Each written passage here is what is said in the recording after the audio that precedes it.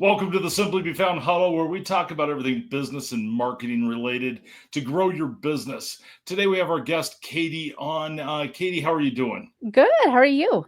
Doing Great, awesome. thank you. Kate, can you tell everybody a little bit about you before we kind of just get into a conversation about wherever we decide to take things? Yeah. So I have a social media agency and podcast production company, and I've been doing this social media thing since MySpace. I started by helping bands with their MySpace pages. This was before being a social media anything was even really a job. I planned on becoming a sports reporter. I was fortunate enough to land my dream job right out of college, and I was a sports reporter for the Broncos and Rockies at 850 KOA here in Denver. And Okay. life always takes us in weird journeys, and I I know now, like the reporting, the MySpace, the working in television, all of that was just leading me to become a entrepreneur and a business owner. And it just was little things that was teaching me along the way that I couldn't learn in school. So yeah. When I was doing research on you, I didn't realize you were from Colorado as well. Now I feel like an idiot. Why? Okay, well, I normally picked up on that and be like, "Hey, you're in Colorado as well." I mean, normally I pick up on that. I didn't pick up on that when I looked at you. Ah! Did you grow up in I this? even got my mountain tattoo. I mean, Oh, like look I'm at a that. mountain girl here. I might be wearing a blazer, but yeah, Are you still located in? Is your business still located in Colorado? Yep, yeah. So I'm right on South Broadway, in Okay. Colorado. Born and raised, born in Boulder, and Geez. you can't get So rid of this me, is Colorado. Sorry. this is really strange because there's 3 native Coloradoans on this broadcast. Then Yeah. not you very. don't get that very often. No, you do not.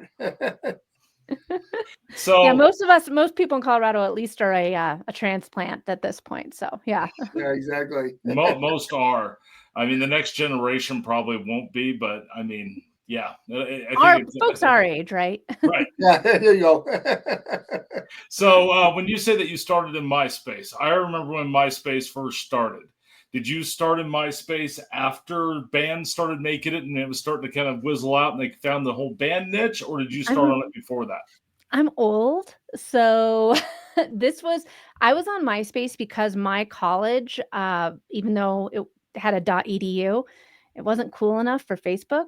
So I had to, if I wanted to be on this new social media thing, I had to be on MySpace. MySpace was my social media platform. It was my introduction to HTML code, and I worked the college radio station, and I've one of our jobs was to get bands to send us their music for free. And I was like, well, everyone's writing letters. This seems like a giant time suck. What if I just went on MySpace because that's where a bunch of bands are? And I just asked them if they'd be interested in sending us their music.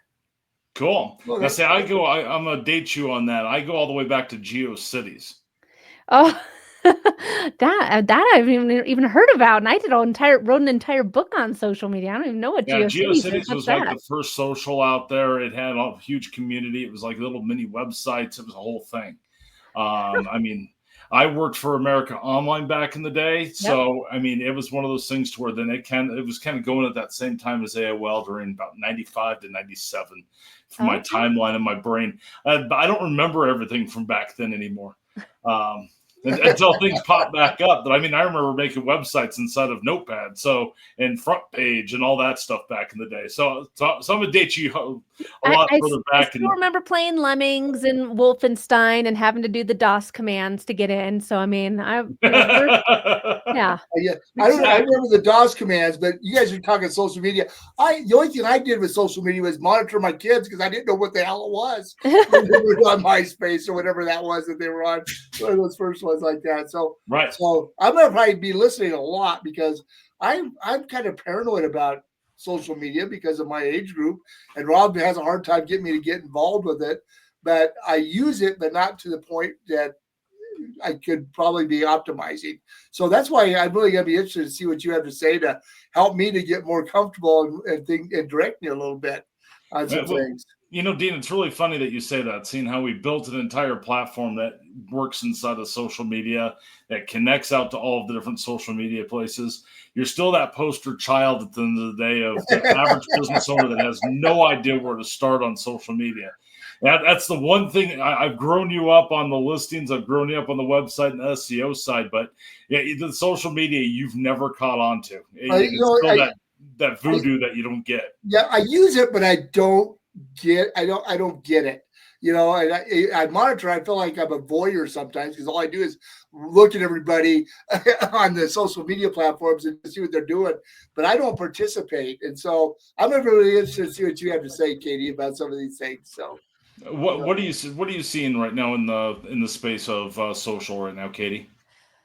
Well, it seems like a lot of people are tired of it. I mean, let's call out the elephant in the room. Everyone, it's kind of this necessary evil, right? A lot of people are like, oh, I don't really like being on social media, but yet here we all are standing in line, scrolling our phones, entertain me, give me something to do because I can't be left by myself for more than 10 seconds, without being entertained anymore. And well, it's that new drug. Yeah, it really is. And that's the thing is social media isn't going anywhere. As tired as we all might say we are for it, it's a part of our habit. We're addicted to it.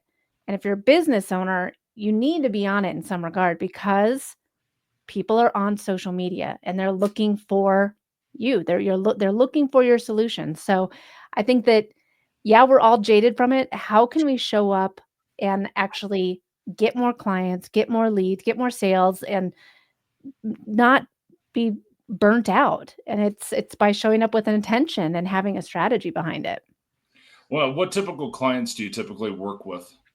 Yeah, so we work with a lot of local leaders, lawyers, real estate agents, people that want to be known as, as the go-to in their local market. So we're all in Colorado here. I can say the name Frank Azar. He's not my client, but you know who Frank D. Azar is, right? We saw him as a kid. Come on. I mean, he was on every commercial. He set the whole stage for that long-term play. The strong arm. We all know who Frank Azar is, and that's the thing is we work with those people, the people that want to be known as the go-to solution in their local market.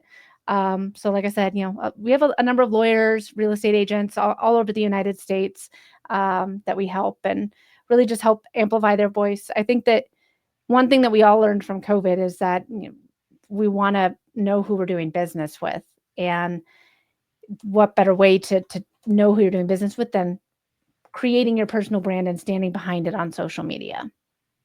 It's a way to create a relationship. I think most businesses do it wrong, and I think a lot of agencies do it in that same piece. I haven't looked into your work, so I'm not calling you out and saying, hey, you're doing it wrong. But it's one of those things to where I find that social media is looked at as noise, and everybody tries to always sell constantly, but they're missing out on the piece of building a relationship. Yep. And you have to bring that relationship in to start to get to know somebody and warm up that conversation. Yes, you have to sell on it. Yes, you have to have so much, but it takes so much massaging to be able to make that work. And I call out, companies that are like, $99 social stuff like that, to where you can't say the same thing on every roofer's social media and get results out of it. It just ain't that way. Yep. What are your thoughts on that whole process? Oh, yeah. I mean, you're preaching to the choir here, man. That's why I wrote a whole book on it again. I own a social media agency, but it doesn't mean that I like social media. Let's just be clear. And I do understand that I said that. This is being recorded. This is going to be played by lots and lots of people. But that's the thing is, I know I'm not alone. Like, I have a social media agency, but I'm a business owner first. And I'm the face for my business. I'm the face for my brand. And I know how important everything changed for my business when I launched my podcast and I took away the logo for Next Step Social off of my social medias. I put my face and I started saying what it was that made us different, what it was that made Next Step Social the partner that you wanted to have for your business. And once I started stepping into the spotlight, like I said, everything changed. So it's called the 4-post strategy. The whole 4-post strategy came from, I was taking my daughter to the park and she was there playing in like a little creek. And I saw a group of teenagers and they were all sitting around and like this, not even talking to each other, just playing on their phones. And I was like, man, it's a beautiful day. They're out with their friends. And instead of talking to each other, they're seeing who else they can spend time with, right? Yeah. Like, what? I saw it at the park this weekend with my daughters. I mean, it's getting ridiculous for how much is on it. Right? I think it's interesting that you say you don't like social, but yet you have a social media agency, because I mean, we built an entire platform like Hootsuite to be able to run social and preach social all the time. And I never post to my social media personal accounts except for my LinkedIn, which that's just all business related. I don't want to be tracked to that level, and I don't want to be exposed to that level. So I find it interesting that whole piece in there. And sorry for interrupting you on that. No, I think that that's the thing, is I think that we get it. We get like what needs to go into it, and we see the dark side of social media and what is kind of turning so much of our society into, like the imposter syndrome that can happen on social. Like, oh, well, it looks like Dean is doing all these things. Like, what am I doing wrong? I'm not doing things right because he's just such a superstar, and you don't know what's going on. Like, Dean could be spending hundreds of thousands of dollars a month in ads. And so that's why it looks like you'd never know the full story. Right. And we're only getting that little sliver of the full story on social. And so I think that, what if we just could create content that gives value, helps build community, shows your story, and then if people do want to work with you, here's how. And that's how the whole 4-post strategy came to play. And it's designed to have you be more effective on social media so that you can get off of it and run your business. You can live your life. You can be with your family. You can do whatever you want. You can take those, the Zoom calls or whatever and turn them into a real life coffee chat. Like, social media is just part of the whole toolkit for being a business owner. It shouldn't be taking us away from the magic of connecting in real life. So have you watched or listened to any of our podcasts before? For how we describe over the whole concept of the ecosystem of the business, where it starts with a tree. So you have a root base in the bottom. That's going to be your listings. That's going to be your directories. That's going to be all those different pieces. For us, we call that the listings engine. It goes out to about 1,000 different networks that make up that root base. Then you have the tree trunk, which that's going to be your website. That's going to be your pillar content, your main stuff. And then you have a canopy at the very top. So inside of that canopy, you have, your blog, you have your social media, which then has sub branches inside of there, which would be whatever networks you're going out there. You might have paid ads. You might have, email marketing, all that stuff up in your canopy. But if you're not taking care of and building your entire ecosystem, your business is going to be left behind. That's one of the biggest things we preach all the time. Yeah, it's so true. It's so true. And I think that, social media is only one part of the whole bigger strategy. I mean, it's just a small sliver. So Kate, you said the 4 pillars. I missed something. Did you list those for us, or did you just say you had them? I just said I had them. No, so it's called the 4-post strategy. Yeah. Well, 4 posts. I'm sorry, I got the wrong terminology there. No. Yeah, I didn't want to give everything away at the very beginning. I mean, come on, 13 minutes in. I mean, like, don't we want to make people stay to the end? No. This is your free prize. My problem is with social media is I get on there and I do searches, and pretty soon I get bombarded with everything because of the algorithms that I'm starting to see. I start seeing everything about, I'm looking at stucco siding for an addition I'm doing, and now I see stucco siding popping up for everybody all the time. It's like, hold it now. So that's the frustration I have with the social media platform, but that might be part of the four pillars or posts for you. For that this is how you get your information out there. I don't know. That's why I was kind of curious where you come from on that. Yeah, well, in the 4-post strategy it's called the awareness to action strategy, and it's designed to, if you think about it, all these platforms have different ways of creating content, right? On LinkedIn you can write a newsletter. On Facebook they have those, like 149 character, like with a different color background type thing. It's just a bold color type graphic thing that it makes for you. In Instagram, you have Instagram stories, you have reels, you've got, carousel posts.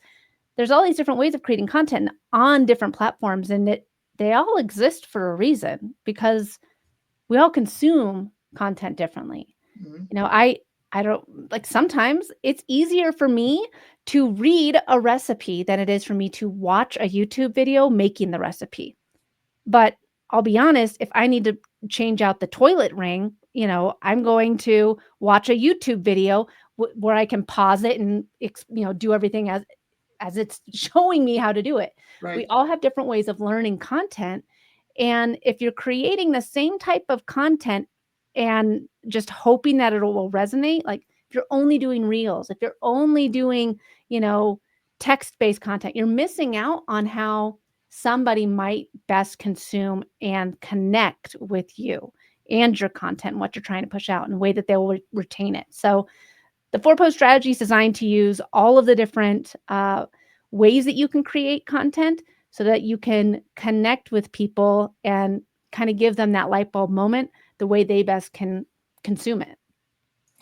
I mean, if you looked at our social media right this second, I agree with you 100% on that, Katie. Because if you looked at our social media for Simply Be Found right now, everybody was just taking our videos and they're posting them out, and it was all video content.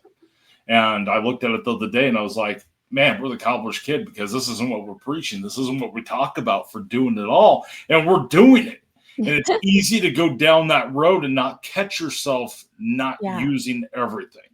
And my problem with tools like Hootsuite or even our own platform for our social media suite is there's tools that you can use that are directly right inside of the social media networks. If you're going to take the time to, those tools work great when you need to be able to just put content out there, at least have something out there.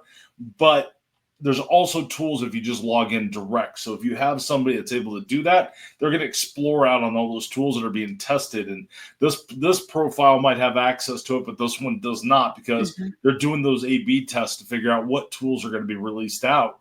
And I think it's important to know that social, you can enter it in so many different levels.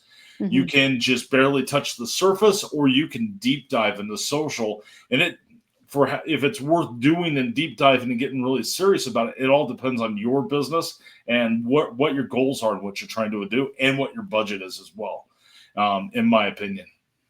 Yeah, and I think that with exactly like what you said, like there's tools out there where like literally it's just clicking a box to push out the content everywhere. Right. And if you have the strategy in place to where, okay, LinkedIn is where I get this type of clientele. Instagram is where I get this type of clientele. Facebook is where look at your data. And that's, I think, the very, very first thing that you should do. You've been putting content out there. People, maybe you have 1,000, 100 followers. I don't care. Maybe you have 100 followers on each platform. You've been pushing stuff out and now you're like, all right, let's actually start making social media work. Let's look at the data. Let's look to see who's following us. What type of content is performing the best on different channels? What are our competitors doing? And when you know what's working and what's not working, it then allows you to do some of that A/B testing that you're talking about, Rob. Right. Like, okay, well, competitor A has been posting reels 5 times a week. Competitor B posts 1 reel a month, and they're still getting the same amount of click-through and the same amount of engagement. What's the best use of our time? What if we just post once a week? Let's see how that goes. Well, and you have to test it. And you have to have a constant eye on it. I mean, yes, you can have some, evergreen content that's mixed in. And if you're like a contractor, mix some of that in. So that way, if you forget about doing your social media, you have something going out and you keep that algorithm going. But social media has changed so much, even the last 90 days. I mean, you have AI, it's using it as learning abilities to be able to figure out what businesses offer, what they do, how they interact. It then ties into your local SEO. So when we look at that tree concept again, it's going down, it's feeding information down to that root base. And that's why your whole entire ecosystem is very connected when it comes to that. Because on a data science side, we're seeing that more and more now than we ever have. And I would have never predicted that social was going to get to that level of what it is and how the algorithms were going to change. It's absolutely crazy to me. Yeah, I mean, and that's where I think that if you're just relying on the algorithms to help get you business, like you're setting yourself up for failure. this is where, okay, this is what this post is for. This is what I want them to do at the end of it. This is what's worked in the past. This is what works for our competitors. Knowing the intention behind everything and what the end goal is going to help you say, okay, that was worth the X amount of time it took to create it. And the last thing we need in this day and age is more crappy content. There's plenty of that out there. There's plenty of bad content. People are mass producing content, and they're forgetting about the quality. And now it's not looking real, and it's all looking the same. And our brains will get overwhelmed with all of that. And I think that's what's going to be the killer to Facebook, and it's going to kill some of these social media pieces because people can't tell the difference between real and fake, and they'll stop consuming. So my prediction is that social media will take a major shift in probably the next 2 years because people don't know the difference on that, and they'll get so overwhelmed, it'll be too much, then they'll take this huge break off of it. And then something new will pop up. I mean, some people are saying it's this new virtual, reality stuff, and I think that's going to just be a fad. I think that's going to be just like Flash back in the day during the dot-com crash, that it just comes and it goes really fast. But I could be wrong on that. Some people might really enjoy that side. Yeah, I think that it's with AI, it's made it really easy to create fast content, but again, not necessarily good content. The EM dash, and I'm a journalism major. Like, I didn't even know how to do that on my keyboard up until I was like, man, that's where it's like, it's a dead giveaway to me. Cause I'm like, there's no way that this many people know how to do the EM dash. I mean, I know how to do it on my phone, but like there's certain like giveaways for AI written content. And that's what thing about social media. Like, you can use AI to help you, but don't use it to just replace you and push out more, because then it's just robots and computers talking to computers, and like, what's the point then? Like, we're just kind of, then the role's been completely reversed because the computer's talking to a computer and we're just helping it, instead of the other way around. Now we preach all the time to do your own social media, use us as a coach to be able to do your social media there, or find an agency that does it well and does it really good inside of that area. Does your agency post the content on behalf, or do you train them how to do it, or is it a combination, or how do you guys work that? Yeah, so we're a completely done for you agency. So we write all the content, do all the graphics, do all of the video editing, everything. So we sit down with our clients and figure out, okay, what's your 6, 12, and 18-month goals, and how are we going to reverse engineer to help you get there through social. So it's okay, well, we have this workshop, or we have this giveaway, or we're doing this this offer, this podcast episode is coming out, and we use all that to drive people to work with our clients. That makes sense. I was going to say, when you talk about your goals and stuff, I'm assuming that every business is its unique business, or do you find trends within businesses like your lawyer groups or your realtors? Do you see kind of a trend in industries, or does it really depend on the individual and how they want to drive their business? Yeah, I think that one of the biggest things to keep in mind is everyone's going to have different goals. So there's no copy and paste formula for everyone. The best thing that we've done for our clients, or that we've seen for our clients, is them having a podcast. Having a podcast is everything, because there's nothing that builds connection faster than having someone listen to you. Right now, like, it's the three of us having a conversation, great conversation here, and people are listening to us. Like, they're spending time in their car with us, listening to everything that we have to say. There's nothing that builds trust factor faster. And if you have a podcast, man, you have a content generating machine. There's so much content that can be created outside of what I believe most podcasters are doing, which is like new episode alert, or just throwing stuff into Opus clips and, pushing out 42 clips a day of, from the podcast. I mean, nobody goes to Instagram to listen to a podcast episode. They go there to be entertained and to learn something and to find value. And so how can you create content from the podcast that gives people those things, and then have them say, oh man, there's an entire episode where they talk more about this. I want to go and find that episode. I want to listen to it. I want to connect with them more. Well, I think that's where a lot of podcasts are messing up. They're not linking to the main, the full episode in each of those clips or on each of those posts that they do. I mean, you have to make everything connect back in. You don't want them to have to go search through your 150 podcasts to find which one might be the one that they saw the clip in that they might want to explore. And I always hate when I finally find it and I'm like, well, the whole episode sucked. That was the only thing that had any value with the whole thing. Are you kidding me? That's like movie trailers, man. The best part of the movie is on the trailers, right? So, but it's interesting, Chris. Katie. Sorry, I almost called you Christy, Katie. But we were talking. We had somebody on, and we were talking about the number of YouTube. I mean, YouTube used to be the place where everybody wanted to go, but there's 6.5 million YouTube channels now, and there's only like 1.5 million podcast channels now. So the market's really there. It's a great place for businesses to get out there and get themselves heard, or at least looked at a little bit more. Yeah, YouTube. I think if you're not on YouTube, like you're missing out on a huge opportunity. Well, they just passed over to being the number one search engine by most people inside of the industry are saying that's now number one. It passed over Google. Granted, it's still a Google product. Mm-hmm.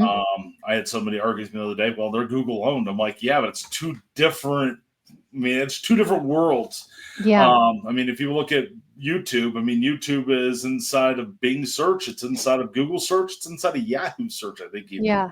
But I'm assuming that you like the podcast area because it builds that whole entire personality. You're able to then figure out what that brand looks like based on those podcast episodes. Am I assuming correctly? Yeah, I think that when you have a podcast, it allows you to really understand your own expertise. You're allowed to talk about what you know best. But for us, I'm not a litigation attorney. I didn't go to law school. I also am not familiar with the San Diego real estate market. But because I have a podcast, I can create content for my clients that makes me a subject matter expert as well. Right. So that's kind of interesting. You said that. I mean, I've had people say when you do podcasts, you don't want to talk about yourself. When I just heard it, that's not true. You want to talk about yourself. Nobody knows what you do better than you, man. Right. I mean, if you look at this, Dean, there's one of those things to where, you can look at, Katie and us being competitors, but the whole world of digital marketing is so different out there that you can bring up those ideas. And I love competition. Even if I was in real estate or whatever, restaurant, whatever it might be, you like that competition piece, but you still have to be able to promote yourself as being the expert. And they have to promote themselves as being an expert. It's that weird push and shove kind of thing when you're doing the podcast piece.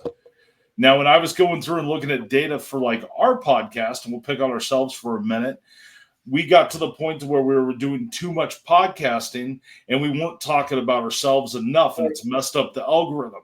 That's why we're doing this huge shift, why we stopped publishing for a little bit to give that algorithm reset and go, okay, now that we've started doing the podcast since January, we kind of know we made our mistakes, we bumped our toes, we figured out what we want to be when we grow up. So now we can get that algorithm to shift and be able to do it. And sometimes taking a break from social media or from podcasting or posting your content is sometimes needed to give that reset inside of there from what I'm seeing. I don't know if anybody else has seen it. I've never heard anybody say, hey, take a break for a little bit, let it reset. It's just been a practice I've always done. Yeah, I think that it's so true. Like there's so many, going back to being potentially competitors, there's so many. I wish I could say I was the only social media agency in the world. I'm not even the only social media agency in this building. There's 2 other. There's 18 offices here. That just goes to show you there's a lot of people out there that do what you do, and you're going to find the company that you connect with, you resonate with the owners or with the brand account managers, whoever. You resonate with their strategy. Maybe it's the price, whatever it is there's going to be something that makes you the right solution for somebody that's going to be different from what some of my clients might use me for being the right solution. So there's always enough business to go around.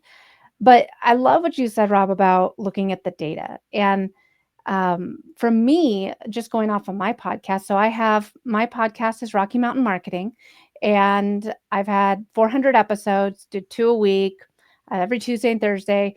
But I started by doing just one, and then I looked at the data. Oh, well, everyone wanted to hear, like, they liked the Katie Brinkley episodes, but I don't want to get rid of my guest interviews. Let's do 2 a week. And then now I just recently launched my solo episodes as its own show. So I moved everyone from being a part of Rocky Mountain Marketing over to Marketing Trends Now. And that's my other show. So now I have 2 shows, one that's all Katie Brinkley and one that's my guest interview. But it took me looking at the data to say, okay, where am I seeing like the peaks, the valleys? Why am I not seeing conversions? And asking why with all this is, I think, extremely important, because otherwise you're just wasting time. Yep. And you have to be able to, you have to take a break and look at that data and know what that data is telling you. Yeah. And you have to be willing to take risks inside of digital marketing. And there's nothing that happens overnight. I mean, yeah, you could run an ad campaign, spend a ton of money, and get a bunch of leads that came in off of that. So your ad campaign. But the problem is now you're stuck buying ads forever. You're not looking at a long-term game. Right. You're not building up any of your organic. You're not building up anything you own. You're relying on that network. So then if that network wants to either charge you more or whatever might end up happening, now you're going to be stuck with whatever that's going to be. I think a lot of contractors got hung up inside of that area for Home Advisors, Angie's List, and all of those, because like, well, I can just go buy leads. Well, what do you mean? Now I'm competing against 10 different people at the same time, and I'm having to lower my price, and my lead cost is going up, and it ends up burning you out over time and costing you more money than actually putting the work into the organic side. Mm-hmm. I mean, nothing's overnight. I mean, granted, I've seen people get overnight success, but that's because they had stuff that they didn't even know about that stacked up, or they just got lucky. Yeah, and I mean, the people win the lottery every single week. It's true. But I mean, I'm not going to build out my retirement plan on winning the lottery. Could I play every day? Sure, but that's not a very good retirement plan. Oh, come on, that's my redneck 401k plan. And I joke about that every time I go in there. They said, "Well, they go, so it's always fun." But you're right. You can't just throw it out to the wind and just hope for that something good is going to happen. There's a plan that you have to have, especially the how often do you post? How what's the quality like and stuff. Because I find that I see so much of it out there, like you said, it's not good quality. That's my biggest problem. So. Well, it's a lot of noise, and you have to figure out how to stick outside of the noise. That's why Gary Vee and all of those different, big guys that came in and took the market by storm, but they had to fall on their face a few hundred times to be able to get there. But if you're talking about a local business, their viral is completely different than somebody who is looking to truly go viral. Yeah, like a content creator versus a business owner, 2 totally different strategies. Yeah. 100%, because you might only get 10 views on your podcast, but if you sold 2 of them, depending on the industry, you might be doing really well for yourself. Yeah. But like you said, Katie, is you may only have 100 followers, but if every time you put something out, you may make a sale. Yeah. Which is not quite good, but if you made 4 or 5 sales, that's pretty good market strategy, if you will. Yeah. So I mean, and you got to make sure that the people, if you're hiring an agency, you have to make sure that they are actually post out and your new followers are actually in your area. Because I've seen some people, there was a restaurant once I went into, they had thousands of followers. They're like, oh, we're doing awesome. I'm like, all your followers are in India, the Philippines, and all these other countries. How often do they come to your restaurant? Yeah, exactly. Well, and honestly, I've just watched a interview with Mr. Beast and Mark Zuckerberg. And Zuckerberg said, he's like, the United States is one of the smaller demographics for Meta platforms. The majority of Meta's audience are over in Asia and India. And so, I mean, that's something to keep in mind. Like you could definitely go viral, but I mean, if you're a local business, going viral isn't necessarily going to be the best thing for you, because how are you going to get those people from India over there? No, and you have to make sure you're looking at your data and knowing your data. That's a Mhm. huge part of that piece.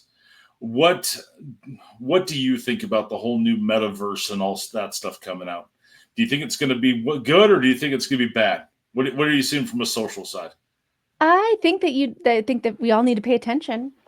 The guys with the money are investing in this alternate reality. They're investing in, just call it funny money, cryptocurrency, whatever you want. But I mean, like, it's the guys, the guys with the power that control our addiction.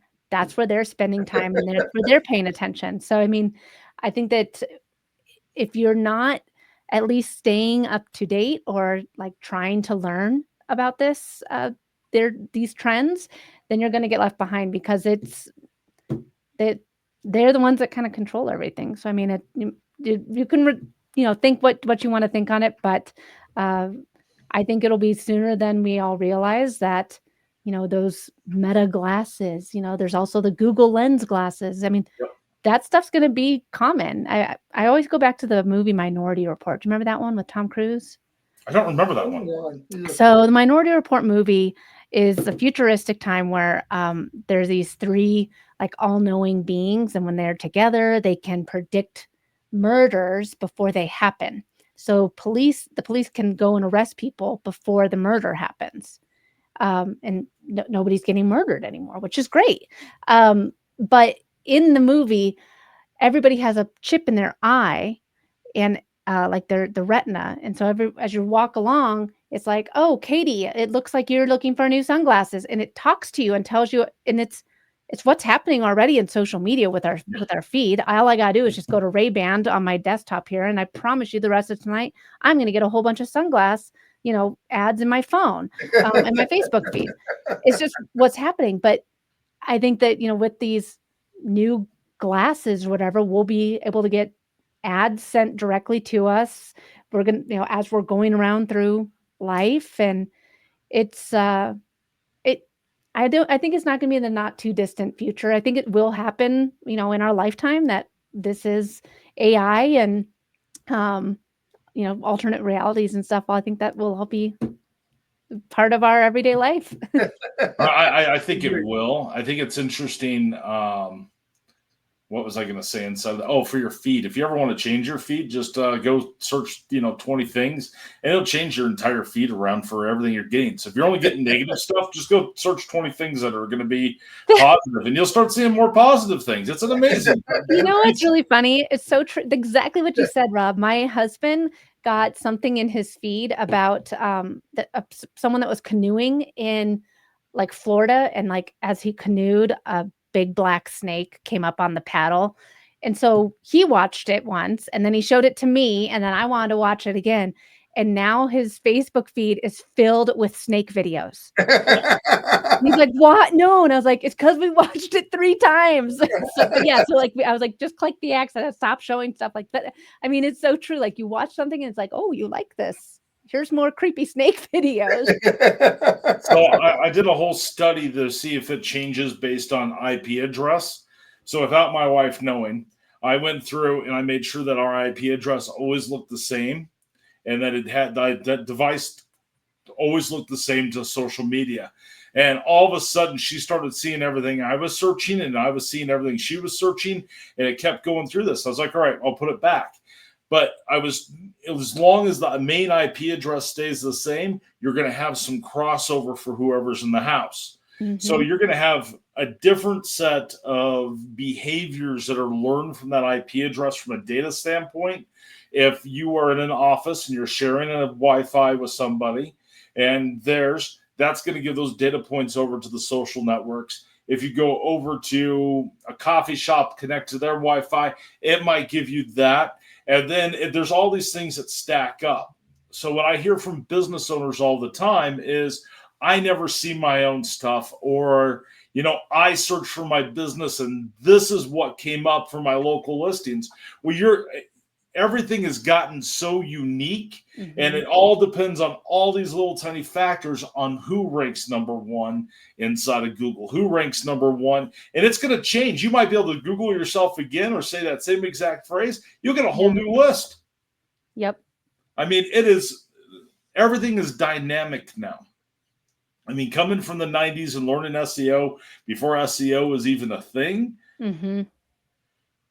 everything, it was where you can move your rankings and where you would track that, and you'd use SEM Rush and all these different things, and you were able to track where you were on things. Yeah. Now it's so dynamic with AI, it's changed all of that. Yep. And our analytics have even caught up to that. Yeah. Yep. I mean, it's hard to be able to know this is what's going to work and this is what's going to happen. That's why everybody's unique in their own way. Yeah. And those social accounts, it picks up on all those cues. Mhm. It really does.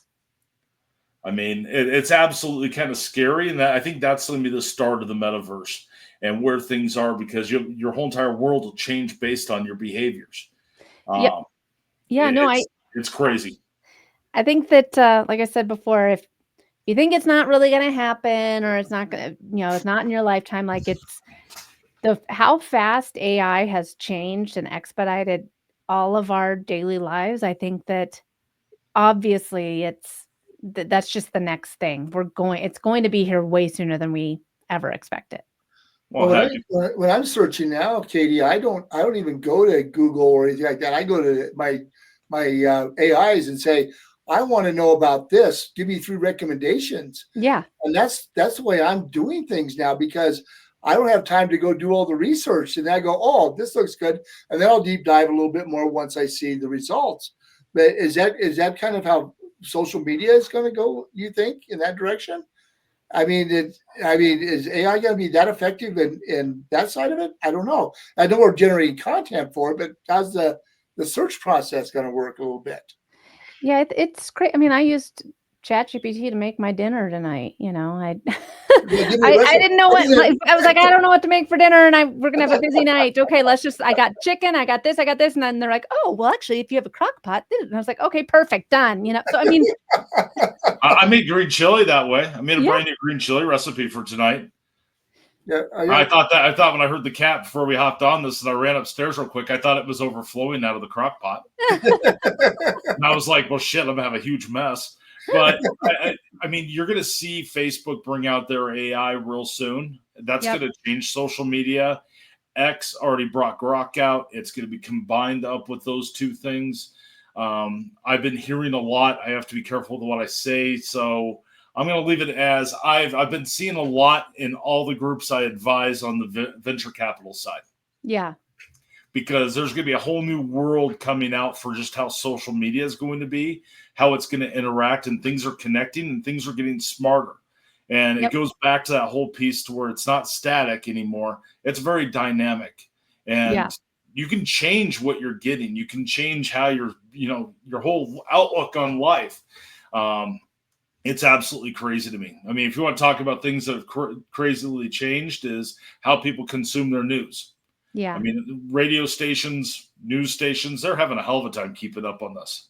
Because they can't, make things go a certain way that they wanted. I mean, some of those big boys used to be able to push propaganda like crazy, and it's harder and harder now with everybody having a phone in their pocket. Yep. So, I mean, that's a huge piece. Katie, if anybody's interested in learning more about you or finding you and working with Next Step Social, where would they find you at?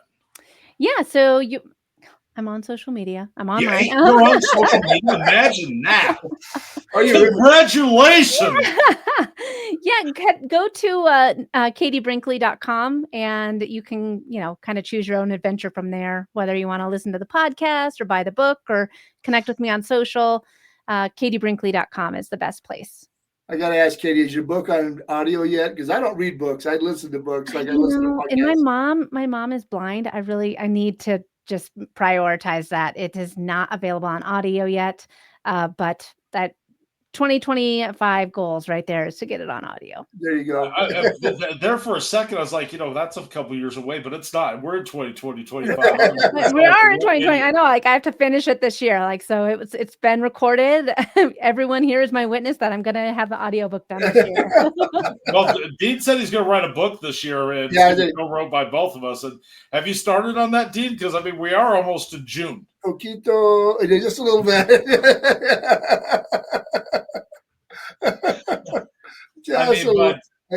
So what is the title of your book? The Social Shift. Yep. The Social Shift. Okay. Yep. And it talks if you about said that, I missed it.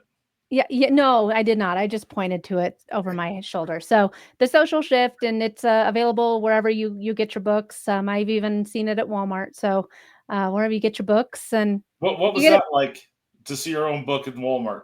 It was cool. Yeah. I mean, like, it's,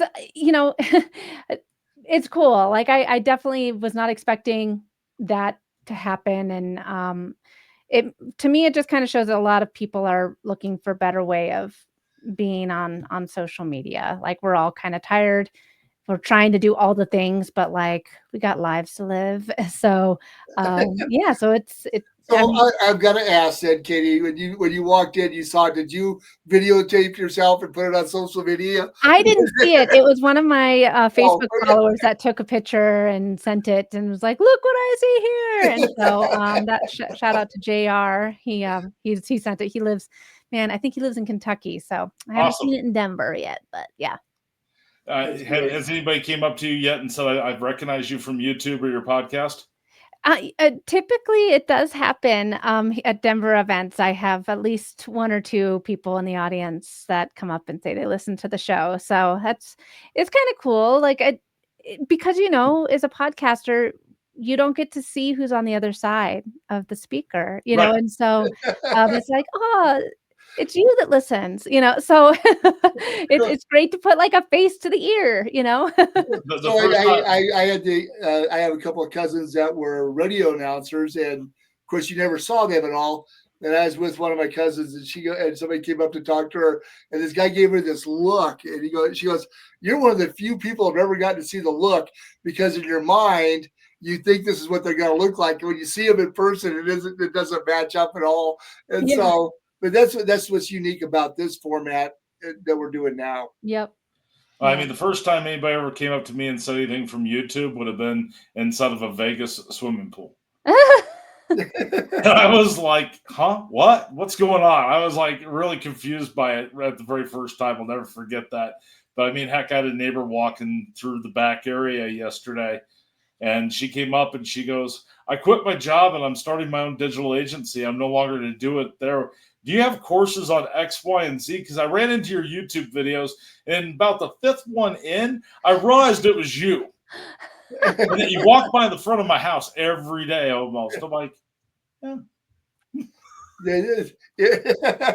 Celebrities without a plan. Right. Yep, that would be me. I have over 2,000 videos.